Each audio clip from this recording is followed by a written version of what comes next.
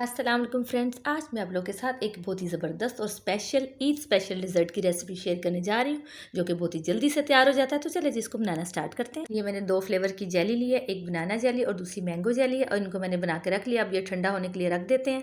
एक देगची लेंगे, उसमें ऐड करेंगे हाफ़ लीटर यानी कि 2 गिलास के करीब दूध। अब हम इसमें ऐड करेंगे आधा कप चीनी,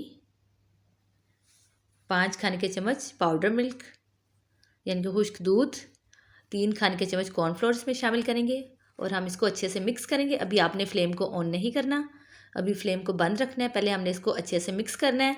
अगर आपने फ्लेम को ऑन कर दिया तो इसमें गुठलियाँ बन जाएंगी, इसलिए पहले आपने इसको अच्छे से मिक्स करना है।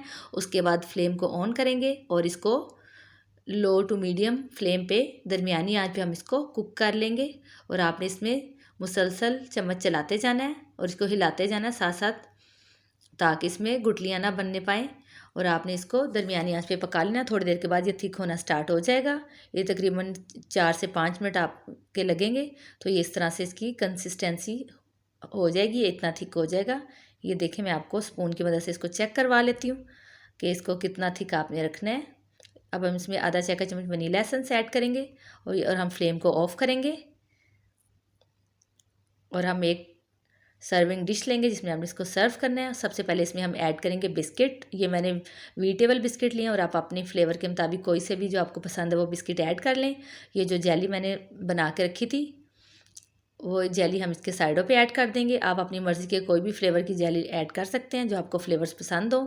पहले मैं इसमें ये मैंगो जेली ऐड कर रही हूँ किनारों पे। ये साइडों से इसकी खूबसूरती भी बहुत अच्छी आती है। ये डिश के साइडों से नज़र आती है, बहुत खूबसूरत लगती है और ये खाने में भी बहुत मज़ेदार लगती है। इस तरह हम इसको कवर कर देंगे। अब जो मैंने मिक्सचर बना के रखा था वो इसके ऊपर हमने नीम गरम इसके ऊपर ऐड कर देना है ऐसे। इसमें से हाफ़ हम एक दफ़ा ऐड कर लेंगे और हाफ़ हम बाद में यूज़ करेंगे। आधा इसके ऊपर सारा मिक्सचर ये मैं ऐड कर लूँगी। इसको अच्छे से सारा कवर कर देंगे ताकि हमें जेली या कोई भी पार्ट नज़र ना आए। अब हम इसके ऊपर दोबारा से इसके ऊपर अब हम ऐड करेंगे फ्रूट कॉकटेल, और आप इसकी जगह पे फ्रेश फ्रूट्स के चंक्स भी ऐड कर सकते हैं। ये आपकी अपनी चॉइस है, जो भी फ्रूट्स आपको पसंद है आप वो भी ऐड कर लें या फ्रूट कॉकटेल ऐड कर लें, ये आपकी अपनी चॉइस है। अब मैं इसके ऊपर दोबारा से फिर से बिस्किट्स रखूँगी और इस तरह से हम इसको सेंटर में बिस्किट्स रख देंगे, 4 biscuit.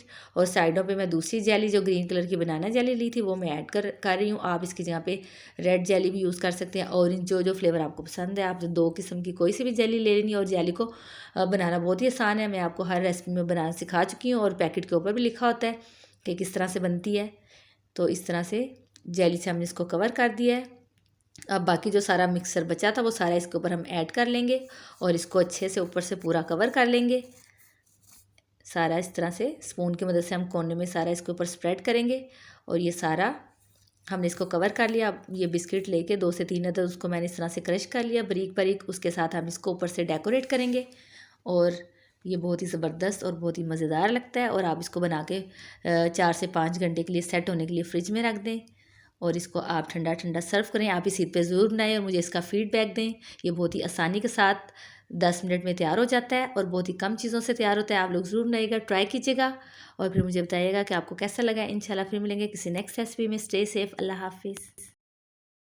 Thanks for watching my video. आप मेरे चैनल को सब्सक्राइब करें, लाइक करें एंड शेयर करें और बेल आइकन का बटन भी प्रेस कर दीजिए ताकि मेरी आने वाली हर वीडियो आपको सबसे पहले मिल सके। Thank you.